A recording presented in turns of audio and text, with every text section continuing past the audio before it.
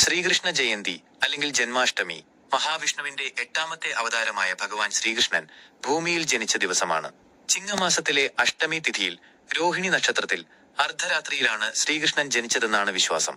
കേരളത്തിൽ ഇത് അഷ്ടമി രോഹിണി എന്ന പേരിലും അറിയപ്പെടുന്നു. ധർമ്മം ക്ഷയിച്ച് അധർമ്മം നിറഞ്ഞ കാലഘട്ടത്തിൽ ലോകരക്ഷയ്ക്കായി ഭഗവാൻ അവതരിച്ച ദിനമാണിത്.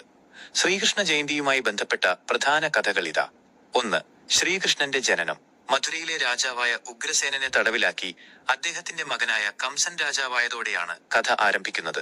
കംസന്റെ സഹോദരിയായ ദേവകിയെ വസുദേവൻ വിവാഹം കഴിക്കുമ്പോൾ ദേവകിയുടെ 8ാമത്തെ പുത്രൻ തന്നെ വധിക്കും എന്ന് ഒരു അശരീരി കേൾക്കുന്നു. ഇതിൽ ഭയന്ന കംസൻ ദേവകിയെയും വസുദേവനെയും കാരാഗൃഹത്തിലടച്ചു. അവരുടെ ഓരോ കുട്ടികളെയും കംസൻ നിഷ്ഠൂരമായി കൊലപ്പെടുത്തി. 8ാമത്തെ കുട്ടിയായി ശ്രീകൃഷ്ണൻ ജനിച്ചപ്പോൾ കാരാഗൃഹത്തിലെ വാതിലുകൾ തനിയെ തുറന്നു. ഭഗവാന്റെ നിർദ്ദേശമനുസരിച്ച് വസുദേവൻ ശിശുവിനെ ഗോകുലത്തിൽ നന്ദഗോപന്റെയും യശോദയുടെയും അടുക്കൽ കൊണ്ടുപോയി. അതേസമയം ജനിച്ച യശോദയുടെ പെൺകുട്ടിയെ തിരിച്ച് കാരാഗൃഹത്തിൽ കൊണ്ടുവന്നു. കംസൻ ഈ കുട്ടിയെയും കൊല്ലാൻ ശ്രമിച്ചപ്പോൾ ആ കുട്ടി യോഗമായയായി മാറി നിന്നെ കൊല്ലാൻ പോകുന്നവൻ ഇതിനോടകം തന്നെ ജനിച്ചു കഴിഞ്ഞു എന്ന മുന്നറിയിപ്പ് നൽകി അപ്രത്യക്ഷയായി. 2. ശ്രീകൃഷ്ണന്റെ ബാലലീലകൾ. ശ്രീകൃഷ്ണൻ ഗോകുലത്തിൽ വളർന്നപ്പോൾ നിരവധി അസുരന്മാരെ വധിച്ചു.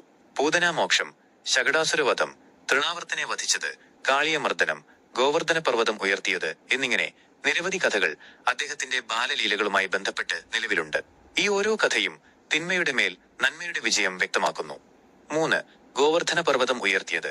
എല്ലാ വർഷവും മഴയുടെ ദേവനായ ഇന്ദ്രനെ ആരാധിച്ചിരുന്ന ഗോകുലത്തിലെ ജനങ്ങളോട് അതിനു പകരം ഗോവർദ്ധന പർവ്വതത്തെ ആരാധിക്കാൻ ശ്രീകൃഷ്ണൻ ആവശ്യപ്പെട്ടു.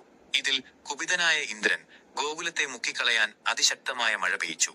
അപ്പോൾ ശ്രീകൃഷ്ണൻ തന്റെ ചെറുവിരലിൽ ഗോവർദ്ധന പർവ്വതം ഉയർത്തിപ്പിടിച്ച് ഗോകുലത്തിലെ ജനങ്ങളെയും കന്നുകാലികളെയും സംരക്ഷിച്ചു.